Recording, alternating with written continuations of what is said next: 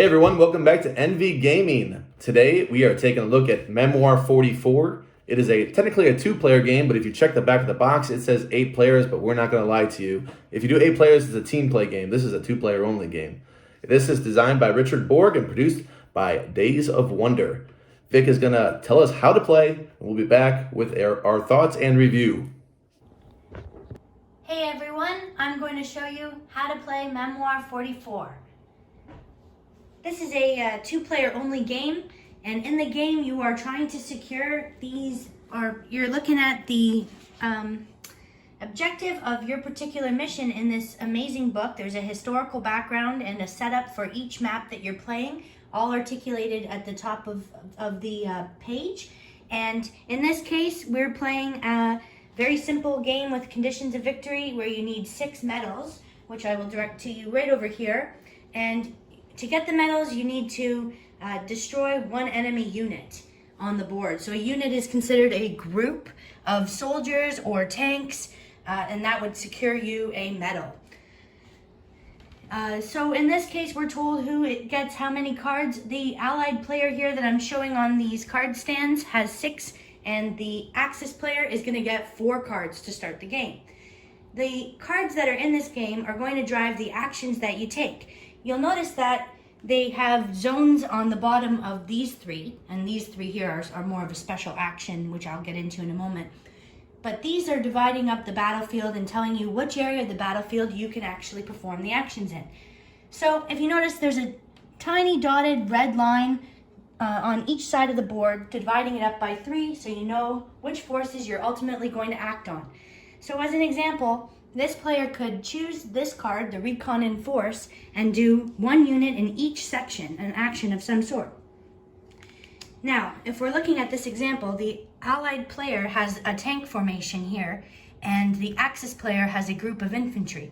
We can refer easily to the terrain cards and the standard unit movement cards over here that explain how many movements a particular class of the enemy unit can do, and the hill terrain, what effect that has, because this is a very thematic game. There are certain line of sight and movement restrictions and terrain protection criteria that can apply in a given battle. So in this case, the tanks have no restrictions on their movements. However, the infantry would have a restriction on attacking the tanks afterwards, because the tanks are in fact on a hill. One thing I will say, when you look at these little tiles, you'll notice that they do mirror the map that I showed earlier, where you are able to adjust those pieces of the map so that you can change the board each time you play. So to do a turn, players will select the card like I mentioned and do the action. So we'll start with the far left and have the tanks do an attack on those soldiers. So their range is they can move 0 to 3 and still battle, or we could just do an attack from that far out, because we do have a range of 3. So we'll just stay where we are, keep the advantage on the hill, and roll the 3 dice. So the player will roll their dice, and in this instance, the tank is a miss because it doesn't depict the enemy unit, but this has a grenade and a infantry, so we get actually 2 hits on this unit, and we take them away. You can place them just offside of the board. And we would move on to the second attack on this card, which would involve the middle of the battlefield. We're going to have these infantry do an attack on the tanks. We always refer to the standard unit card over here, which tells us that because of our range, we actually only do a 2 dice roll. So we're not going to roll all 3 because we are not that close. So we do 2. We get 1 hit on the tanks, but unfortunately this is not a hit, so only 1 tank from that unit would be removed. Next, we move on to our third and final move of this card, which is on the right side of the battlefield. We're going to command 1 unit. Now, in this case, the standard units can choose to move 0 to 1 and battle, or they can move 2 and not battle.